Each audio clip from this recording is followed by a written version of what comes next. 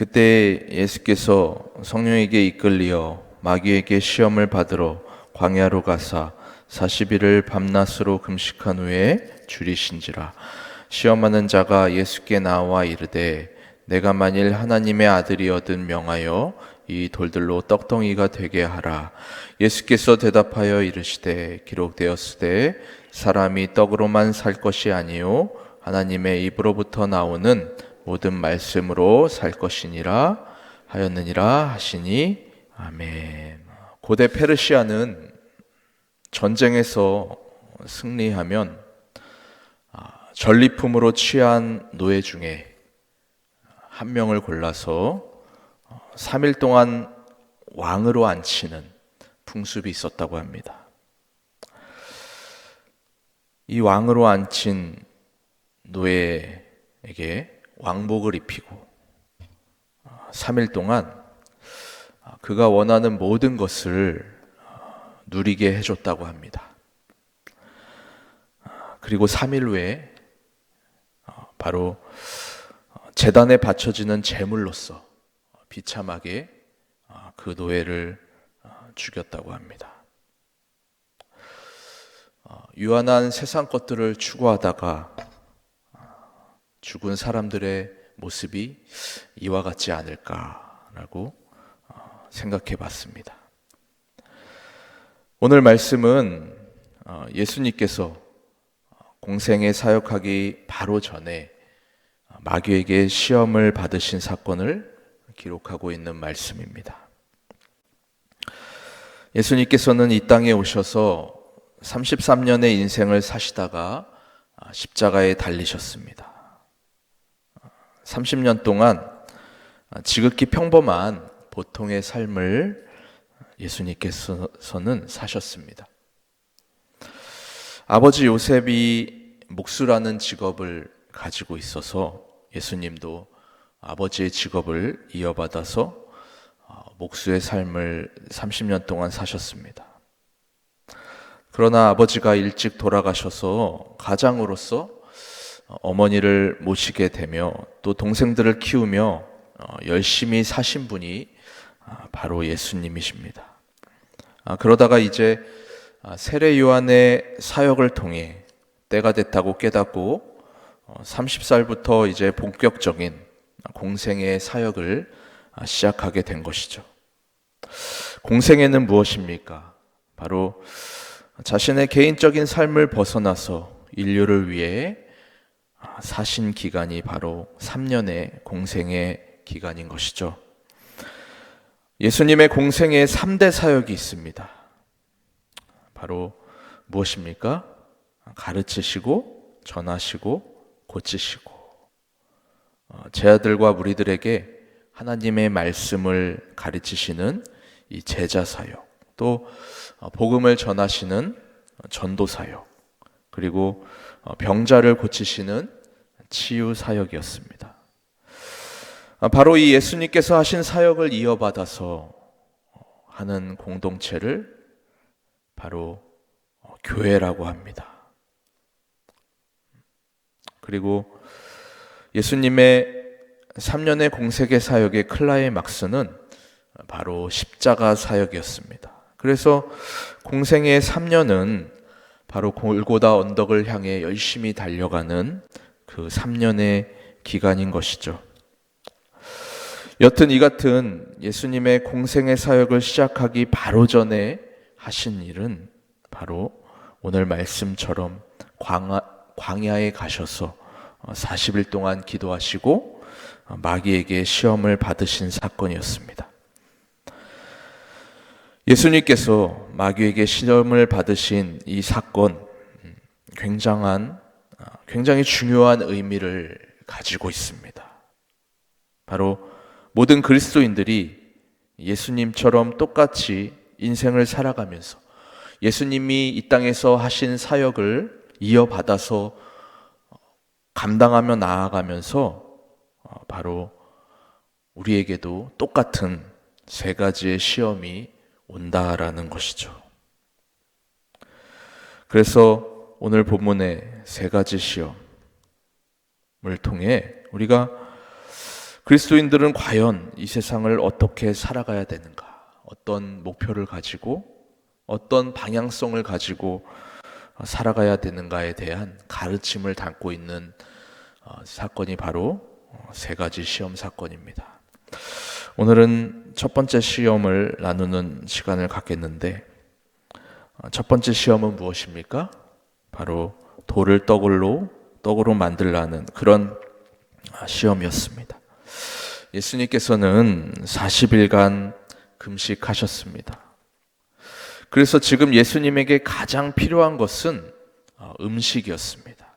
그래서 사탄은 예수님에게 가장 필요한 부분을 건들고 있는 것이죠. 사단의 속성을 잘 보여주고 있는 장면인 것입니다. 사단은 우리가 무엇에 취약한지 아주 잘 알고 있습니다. 영적인 존재이기 때문인 것이죠. 그래서 사단은 우리의 가장 취약한 점을 잘 공격하는 것입니다. 그래서 뱀같이 교묘한 것이 바로 사탄인 것이죠. 그래서 많은 사람들은 사탄의 공격과 유혹에 이렇게 넘어가게 되는 것입니다. 돈에 약한 사람들은 늘 사단은 돈으로 공격하고, 또 음란에 약한 사람들은 음란함으로 공격하고, 어떤 자존심과 열등감에 약한 사람들은 자존심을 무너뜨리며 열등감을 건들며 공격합니다. 건강에 약한 사람들은 건강의 문제를 늘 건들며 공격한다라는 것이죠. 여튼 사단은 이처럼 배가 고프신 예수님께 배고프면 돌을 떡으로 만들면 되지 않겠느냐라고 예수님의 귀에 이렇게 속삭이게 된 것이죠. 사랑하는 여러분, 이런 생각을 해볼 수 있습니다. 예수님도 배가 고프면 돌을 떡으로 만들어 먹을 수 있는 것이 아닌가라는 생각을 할 수 있다라는 것이죠. 왜 이것이 유혹이고 시험인 것인가? 바로 중요한 것은 3절 말씀인 것이죠. 내가 하나님의 아들이거든 돌이 떡이 되도록 명령하라. 그렇습니다. 마귀는 지금 예수님께 이렇게 말하고 있는 것이죠. 너의 신적인 능력을 이용해서 너의 인간으로서의 본능적 욕구를 채우라. 이것이 바로 시험의 핵심인 것이죠. 지금 예수님께서는 왜 금식하셨습니까? 바로 공생의 사역을 위해, 십자가를 지시기 위해, 인류를 구원하시기 위해서 금식을 하셨다는 것이죠. 자신의 개인적인 그런 삶을 위해서가 아니라 오로지 십자가를 위해서 금식까지 하셨는데, 마귀는 지금 예수님을 향해 인류를 위한 사역을 접고 십자가 사역을 뒤로 하고 너가 인간으로서의 그 본능적 욕구에 집착해라, 육신의 요구에 충실해서 살아라 라고 그렇게 속삭이고 있다라는 것이죠. 사랑하는 여러분, 그러나 예수님께서는 어떻게 이 마귀의 시험을 대적하셨습니까? 우리 4절 말씀 같이 다시 한번 읽어보겠습니다. 시작. 사람이 떡으로만 살 것이 아니요 하나님의 입으로부터 나오는 모든 말씀으로 살 것이니라. 사람이 떡으로만 살 것이 아니요 하나님의 입으로부터 나오는 모든 말씀으로 살 것이라.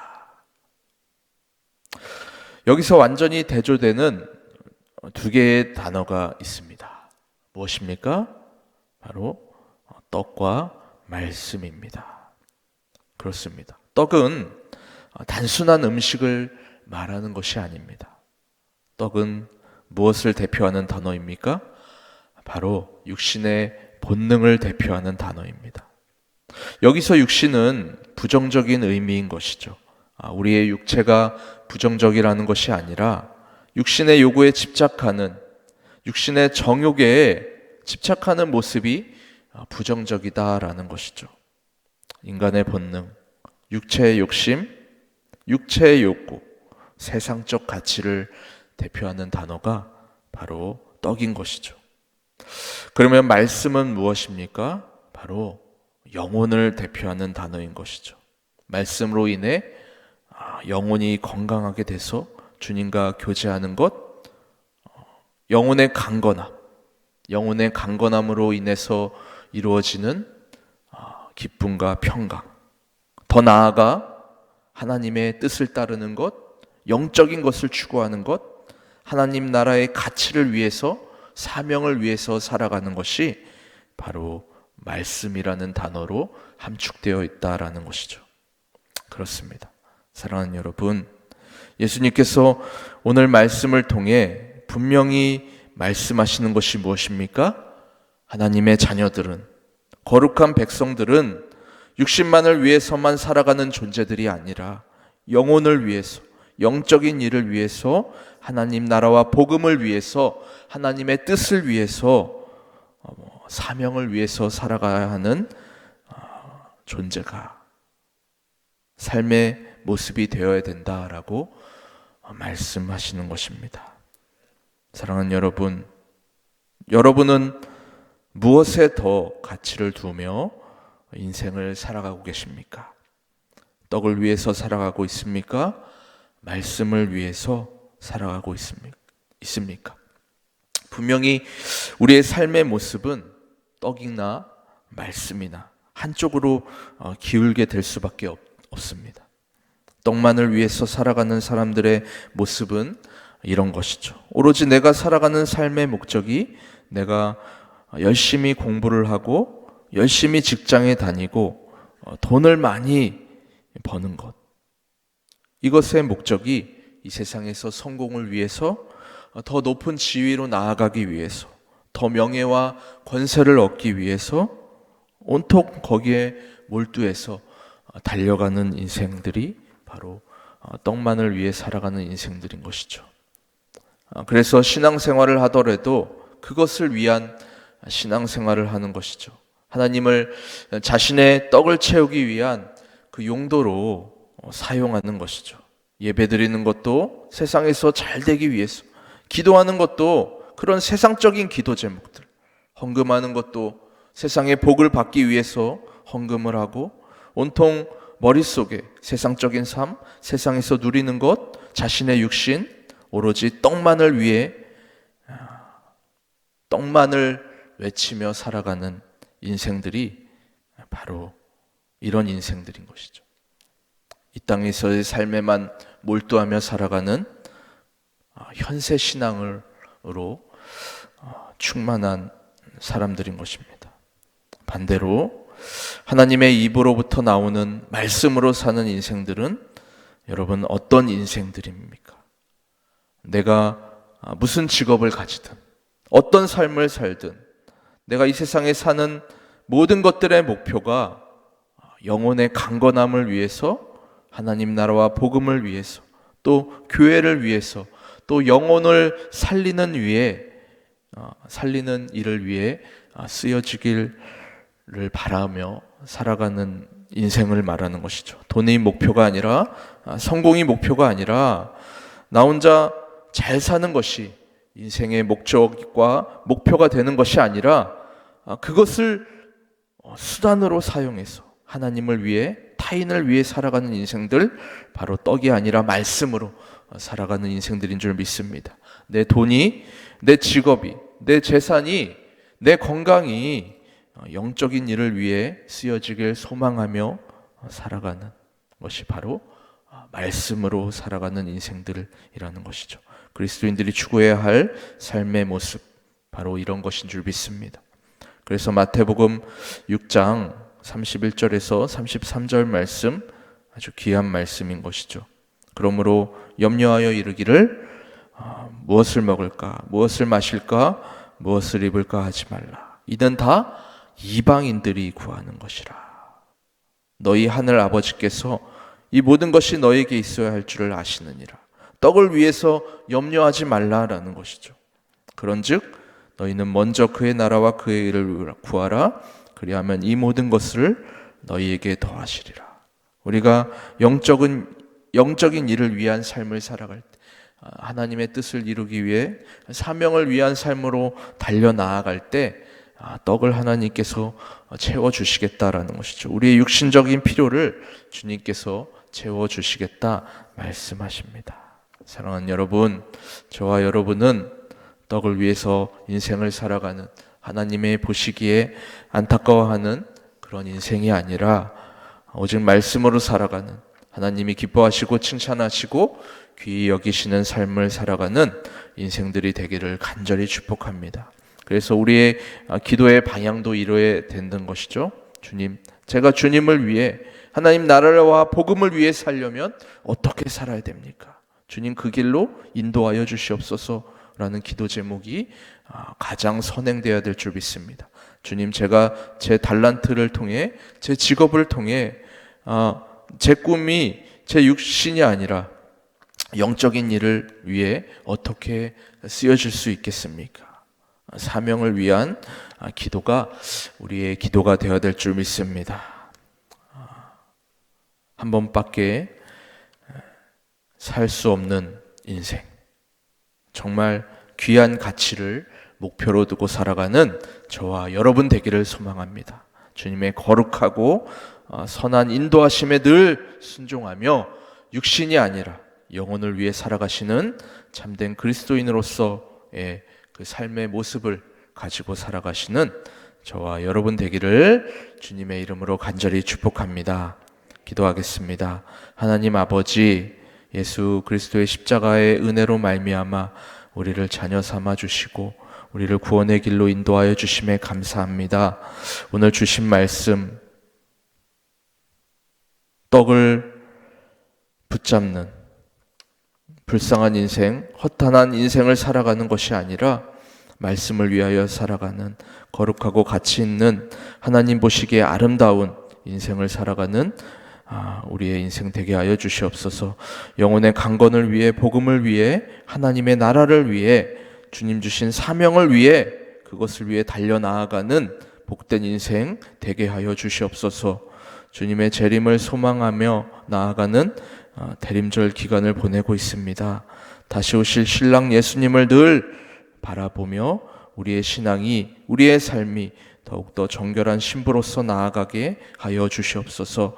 말씀과 기도로 깨어 기름을 준비하는 우리 양일교회 모두가 되게 하여 주시옵소서. 감사드리며 예수님의 이름으로 기도하옵나이다. 아멘.